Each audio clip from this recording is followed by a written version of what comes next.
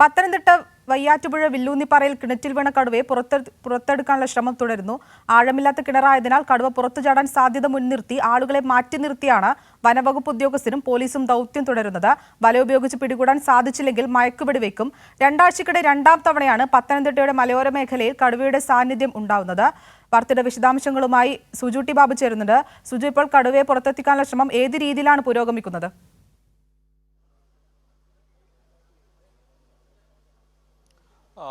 അഷിത, ഇപ്പോൾ കടുവയെ പുറത്തെടുക്കാൻ ദൗത്യം തുടരുകയാണ്. ആദ്യഘട്ടം എന്ന നിലയിൽ കിണറ്റിലെ വെള്ളം ഈ വറ്റിക്കുന്ന ഒരു സാഹചര്യത്തിലാണ് കടന്നു പോകുന്നത്. അവർ അതിനുള്ള ശ്രമത്തിലാണ് വനപാലകർ. ഈ മോട്ടോർ ഉപയോഗിച്ചുകൊണ്ടാണ് വെള്ളം പുറത്തേക്ക് തള്ളുന്നത്. ഇതാണ്. അതിനുശേഷം കടുവയെ ഈ വെള്ളം കിണറ്റിലെ വറ്റിച്ച ശേഷമായിരിക്കും കടുവയെ മയക്കുമൊഴി വെക്കണോ എന്നുള്ള കാര്യത്തിലേക്ക് അന്തിമ തീരുമാനം എടുക്കുക. ഇപ്പോൾ വനപാലകരും അതിനോടൊപ്പം തന്നെ പോലീസും ഫയർഫോഴ്സൊക്കെ ഉള്ള അടങ്ങുന്ന സംഘം ഇവിടെയുണ്ട്. ആ ദൗത്യം തുടരുക തന്നെയാണ്. DFO അടക്കമുള്ള ഉന്നത വനംവകുപ്പിലെ ഉദ്യോഗസ്ഥരും ഈ സ്ഥലത്തെത്തിയിട്ടുണ്ട്. ഇന്ന് പുലർച്ചെ 5 മണി കൂടിയാണ് ഈ കടുവ കിണറ്റിൽ അകപ്പെടുന്നത്. ഈ വലിയ ശബ്ദം കേട്ടാണ് വീട്ടുകാർ ഈ കിണറ്റിലെത്തും നോക്കുമ്പോഴാണ് കടുവയെ കാണുന്നത്. ഏതാണ്ട് ഈ വീടിനോട് ചേർന്ന് തന്നെയാണ് 2-3 അടി മാത്രം, അല്ലെങ്കിൽ 5-6 അടി മാത്രം, 6 അടിയോളം മാത്രം അകലെയാണ് ഈ കിണർ വീടിനടുത്ത് സ്ഥിതി ചെയ്യുന്നത്. ഈ കിണറിനടുത്ത് സ്ഥിതി ചെയ്യുന്ന മൂടിയില്ലാത്തൊരു കിണർ കൂടിയാണ്. ഈ പെരിയാർ ടൈഗർ റിസർവിലെ ഉദ്യോഗസ്ഥർ ഉൾപ്പെടെയാണ് ഇവിടെ ഇപ്പോൾ ഈ കടുവയെ പുറത്തെടുക്കുന്ന ദൗത്യത്തിൽ ഏർപ്പെട്ടിരിക്കുന്നത്. നമുക്ക് ആ ദൃശ്യങ്ങളിൽ കാണുവാൻ സാധിക്കും. RRT സംഘം ഉൾപ്പെടെയുള്ള ആളുകൾ എത്തി കടുവയെ പുറത്തെത്തിക്കാൻ. ആദ്യം ഈ കിണറ്റിലെ വെള്ളം വറ്റിക്കാൻ വേണ്ടിയുള്ള ശ്രമത്തിൽ തന്നെയാണ്. വേറെ പ്രയാസകരമായ ഒരു ദൗത്യം കൂടിയാണ്. ഈ കിണറിന് ഏതാണ്ട് 7 അടി ഓളം താഴ്ച മാത്രമാണുള്ളത്. വലിയ താഴ്ചയുള്ളതല്ല.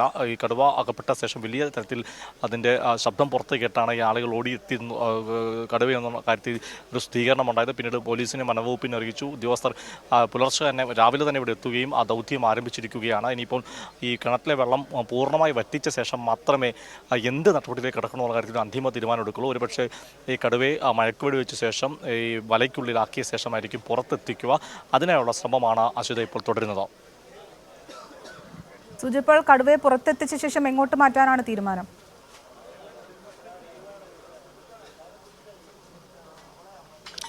ഇതിൻ്റെ അകത്ത് ആദ്യം ഈ വൈദ്യപരിശോധന ഉൾപ്പെടെ പിന്നീട് നടത്തേണ്ടത്, പുറത്തെത്തിച്ച ശേഷം നടത്തേണ്ടതുണ്ട്. അതിനുശേഷമായിരിക്കും ഉൾവനത്തിൽ തുറന്നു വിടണോ അതല്ല സുവോളജിക്കൽ പാർക്കിലേക്ക് മാറ്റണോ എന്നുള്ള കാര്യത്തിലേക്ക് ഒരു തീരുമാനത്തിലേക്ക് എത്തുകയുള്ളൂ. അതിന് ചികിത്സ നൽകേണ്ട ആവശ്യമുണ്ടെങ്കിൽ ചികിത്സ നൽകും. അല്ല എങ്കിൽ ഒരു പക്ഷേ ഉൾവനത്തിലേക്ക് തന്നെ ഇതിനെ തുറന്നു വിടാനുള്ള സാധ്യതയുമുണ്ട്. എന്തായാലും ഇപ്പോഴത്തെ പ്രഥമ പരിഗണന എന്ന് പറയുന്നത് ഈ കടുവയെ എത്രയും പെട്ടെന്ന് ഈ കിണറ്റിനുള്ളിൽ നിന്ന് പുറത്തെത്തിക്കുക എന്നുള്ളതാണ്. ഈ സ്ഥലത്ത് തന്നെ വലിയ ബുദ്ധിമുട്ടാണ്.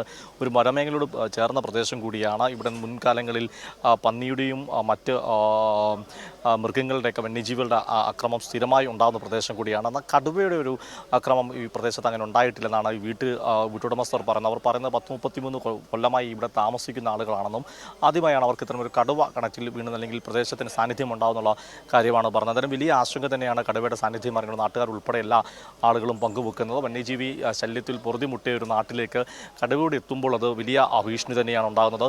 എന്തായാലും ദൗത്യം പുരോഗമിക്കുകയാണ്.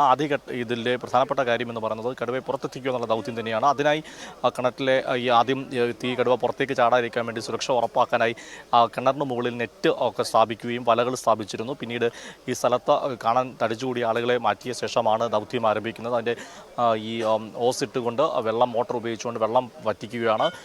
വനംവകുപ്പിലെ വെറ്റിനറി ഡോക്ടർമാരെല്ലാം തന്നെ ഇവിടെ സന്നിധരാണ്. ഈ വെള്ളം വറ്റിച്ച ശേഷം മാത്രമേ അടുത്ത നടപടിയിലേക്ക് കടക്കുള്ളൂ. അതാണ് ഇപ്പോൾ തുടരുന്നത്. അശ്വിത. ശരി, സുജു ബാബുവാണ് വാർത്തയുടെ വിശദാംശങ്ങളുമായി ചേർന്നത്.